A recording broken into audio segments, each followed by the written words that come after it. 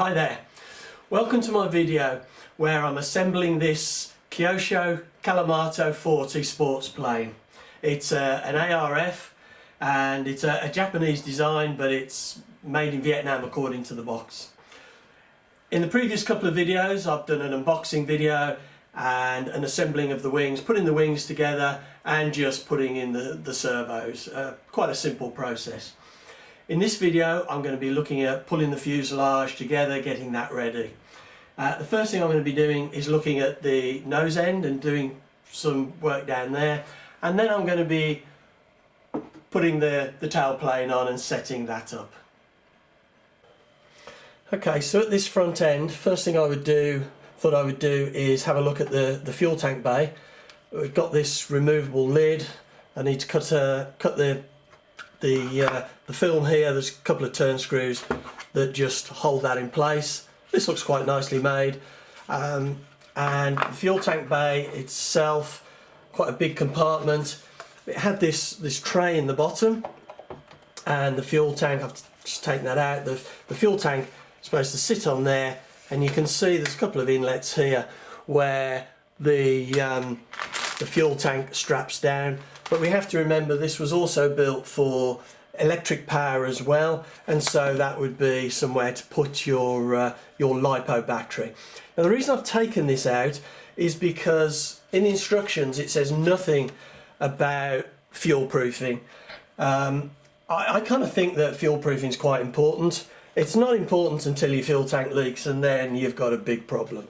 So what I've done is I've taken this out to give better access, and I fuel proof this with epoxy, thinned down with a little bit of ethanol, and I've also fuel proofed the underside of the hatch, and I still need to do the platform for the tank to sit on. Fuel proofing in my mind has two benefits. Obviously it protects from the fuel, but one of the things I've seen, one of the criticisms I've seen of ARFs, and this is the first ARF I've assembled, so I don't know whether it's true or not, but one of the things I've heard criticism of is that the joints aren't glued properly, or sometimes you have issues with the joints.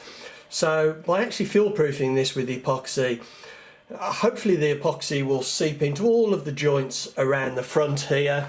And I also did just on this this cross former here that holds the wings in place, and if that sinks in, it's going to, or soaks in, it's going to make those joints a lot stronger. It seems quite well made. All of the joints I've seen do seem adequately glued, but as I say, by fuel proofing it, you're not only protecting yourself from a fuel leakage, but it's going to add some strength to those joints if they're not glued properly. So that's good. I think what I'm going to do, obviously I'll fuel proof that, put that back in. I would like a little bit more insulation for the fuel tank from vibration.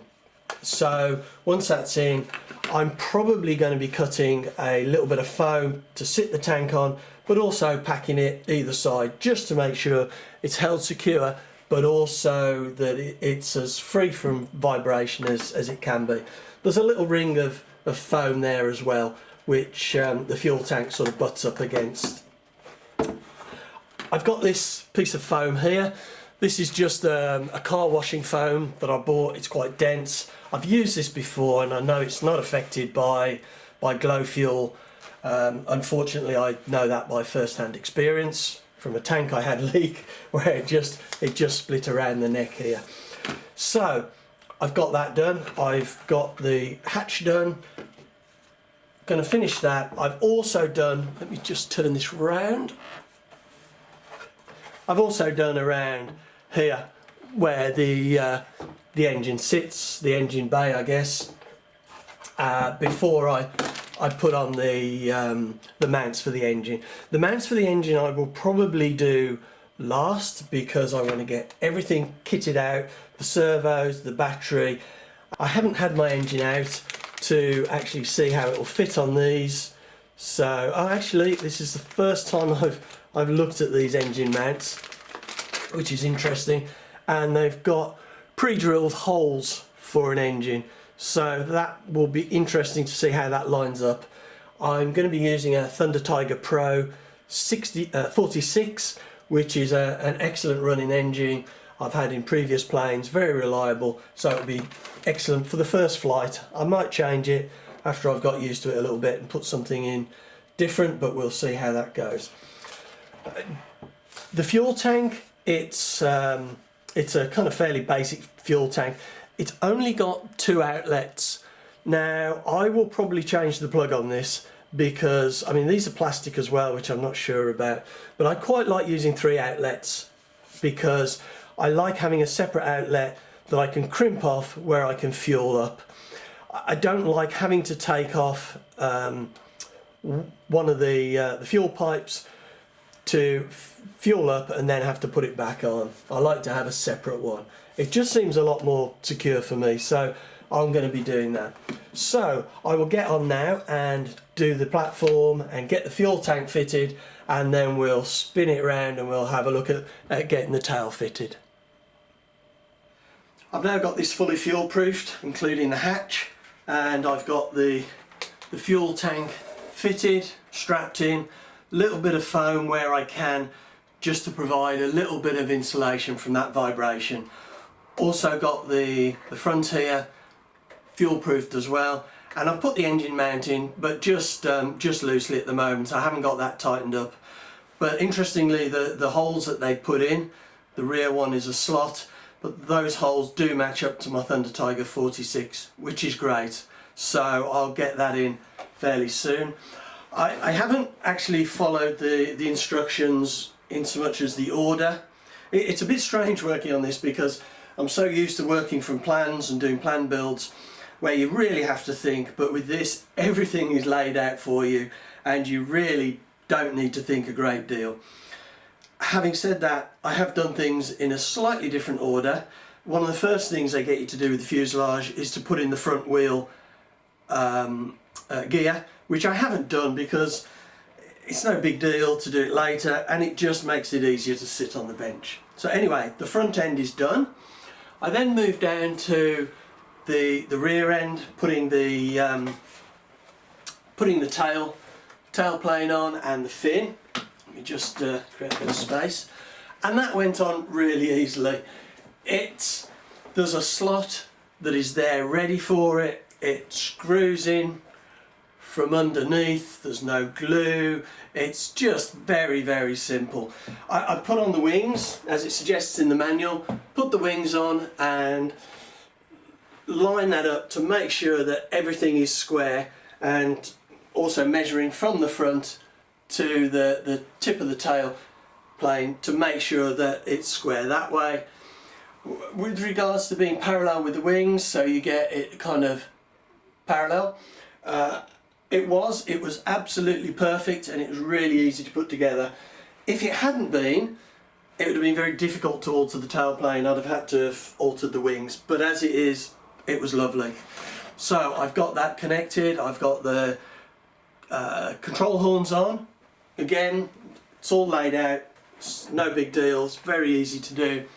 And I've now got the servos mounted inside.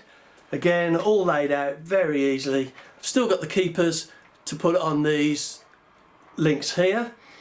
What I would say is that these linkages, these tubes for the control rods are already in and in position, same here, but this one didn't line up quite right, and I've just cut that out there to allow that to come slightly more into the center for a better line, and I will probably just put a little bit of wood around that just to hold that in place. But you can see that there. I've got the battery, bit of foam in here and a slot in, and I've slotted the battery in, and that's really secure, holding the battery. I hope you can see that. It's quite dark. I don't know whether if I turn it around you'll see the slot. I suspect you can't. I've put the switch in. You have to cut your own slot, so you have to make your own decision on where to put that, but that's fine, no big deal. And now what I'm going to be doing is I've just got the transmitter to fit. I'm using Fly Sky with this, as I've always done, and I'm just going to hot glue that onto the balsa down here, and then I will have some sticky Velcro which holds that in place so it's insulated from the vibration, and then just couple it up and it's done. And I think that is the last thing I've got to do on this. It's been such a simple assembly. It's not a build, I guess, it's an assembly, and everything is just right, more or less, except for those control lines which just needed moving a little bit. So I'm quite impressed with this, how simple it is. One of the things I've changed, I haven't changed much, mainly the changes I've made are to do with the screws. I've changed them from crossheads to hex heads, just because I prefer working with those. The one thing I have actually changed is the tyres. These are the tyres that come with them, which to be honest look perfectly adequate, but they just a little bit plasticky, and I've changed them to these tyres which are treaded rubber tyres, which are quite nice. I think these are made by Radioactive in the UK. I'm not totally sure, but they're lovely. I've had them before and they wear quite nice, and they're a really reasonable price. If you look in the video description below this, I will give a link to their site and the wheels. So I'm going to get this finished now, and then the last thing will be to do, just get the radio in, and then the last thing to do will be to mount the engine and to test the control throws and the servos. Well, I've got this now completely finished. I've even set the throws and got it all dialed in just how I want for the maiden flight, and I've even balanced it as well, and it balanced pretty good. I was a little bit apprehensive because I've just put the components in where it says on the plans and hoped it worked out. And if you remember, I've put in a Thunder Tiger Pro 46 in the front, and the weight was more or less there. I've actually added 75 grams of weight to the front end. I've just cable tied that under the engine mount, and actually I'm quite pleased that I've added that weight, which may sound a bit strange, but I have kind of an idea that I'd like to replace this engine once I've got used to the plane a little bit with an Irvine 53, just a little bit more power but a similar kind of size and about 75 grams heavier, so I can take this off and the weight and just put my Irvine straight on. But we'll see how that goes. And to be honest, the assembly of this has gone really well. And I've got no real major complaints, except perhaps the linkage for the nose gear at the front didn't quite line up as neat as it could be and as smooth as it could be. I had to put a bit of a bend in the wire and sort of jiggle it to fit, but that's okay now. So I'm really pleased with this. It's kind of a little bit unnerving for somebody who's used to building from plans to have it all laid out and not to think about it. But if you need something that you can get together quick and fly, you don't like building or there's reasons you can't, then these work out great, and I'm really looking forward to taking this out for the maiden flight and seeing how it goes. Don't know when that's going to be.